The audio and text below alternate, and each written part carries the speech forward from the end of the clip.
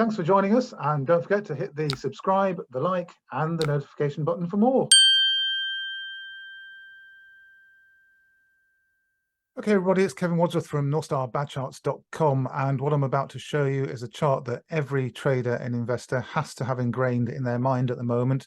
This is the fourth time we have had this signal since the First World War, and we really need to take notice of this as traders and investors. So whether you're interested in the stock markets, general equities, whether it's the energy sector, precious metals, base metals, commodities, cryptocurrencies, all of those things and everything else, then this chart is going to have to be your guiding light for the next 10 to 20 years. And I really do mean that. These signals only occur once during your trading and investing lifetime, unless you live to a very ripe old age. So I'm going to stop sharing my face and start sharing the chart for you now. So if you just bear with me, I will stop the video on my face. You don't need to see that, and I will start sharing the screen if you just give me one moment. And what you're looking at here is a chart that is showing the fourth signal since World War I. You can see that during the late 1920s and early 1930s, and I should explain that this chart, what we're actually looking at here is the S&P versus inflation, and at the bottom we have gold versus inflation, which you'll see in a moment. Becomes relevant a little bit later on. So this is the S&P versus inflation. It's the line chart, and we're using PPI as the proxy for inflation. That's the producer price index. So it's the S&P divided by the producer price index. In the late 1920s and around about 1930 there, this broke down. And following the breakdown, the S&P lost approximately 77% to inflation, and it took 24 years to recover that loss and start building some gains again. So had you been an investor at the time, you would have been wiped out by having your wealth stored in general equities.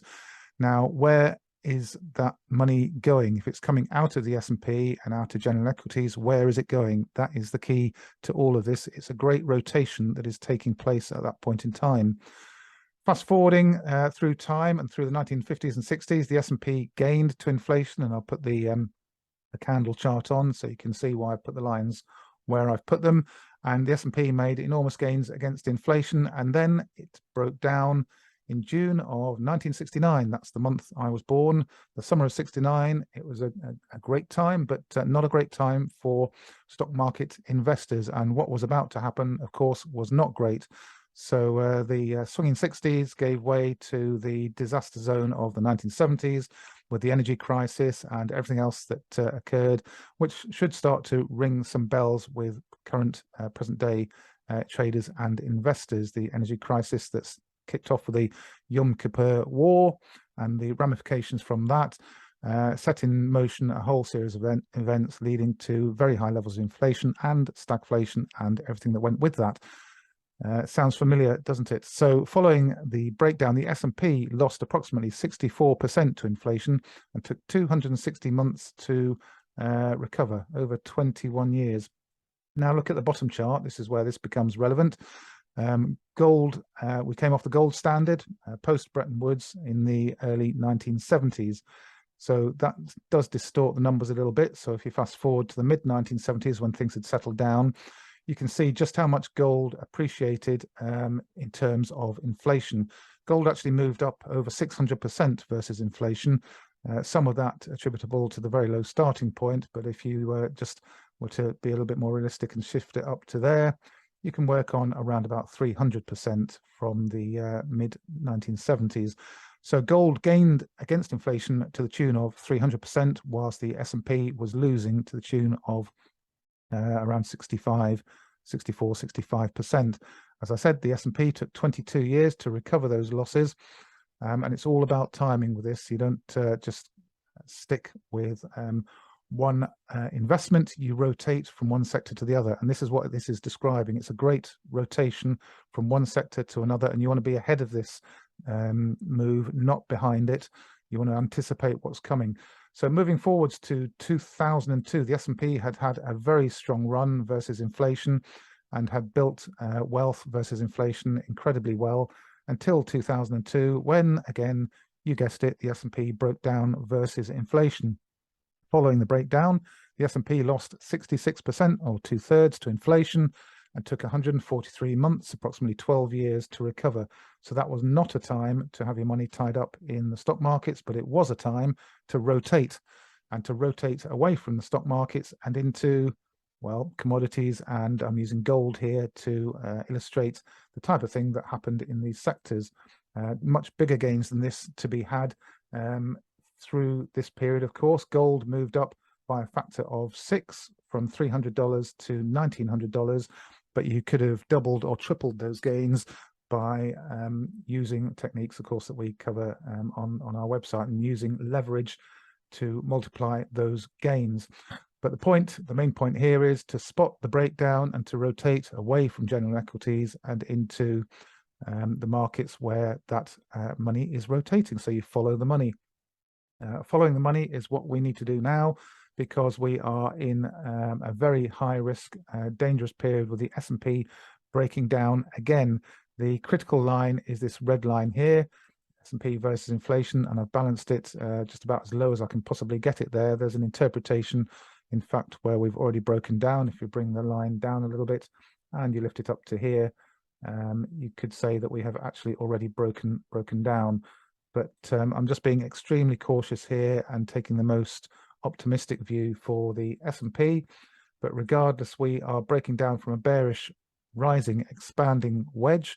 And if I zoom right in on the weekly chart and look at it in some detail, this is not looking particularly clever for the S&P. In fact, if I zoom in onto the daily chart, the S&P versus inflation, and I'll just zoom this right in for you to give you an idea where we're going in the short term. And of course, a short-term move to the downside could take us across the critical threshold line. And there you go, we're broken down there from a rising wedge, a bearish rising wedge.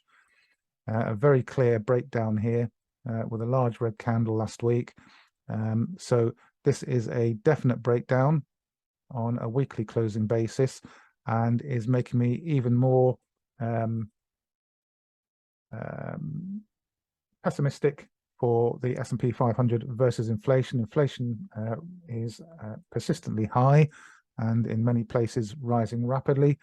In the US, it is certainly persistently high, and the S&P is now losing ground rapidly to inflation. So we need to be alert to the crossing of the key threshold and the possibility, perhaps even probability, that we have many years where the S&P loses to inflation. You can see up here where we were at the back end of 2021, the S&P has lost to inflation now for almost a year, and it could be many, many years before the S&P gets back those losses. In the meantime, we can expect gold to and commodities, selected commodities, others which are going to massively outperform gold.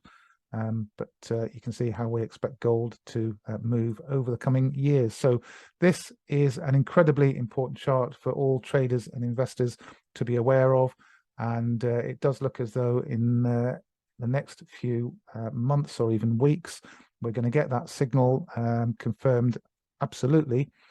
As I say, it depending on your interpretation, it may have been confirmed already, but I'm just holding back on a final confirmation. But when that final confirmation comes in, we'll be letting our members know, and it will be underway.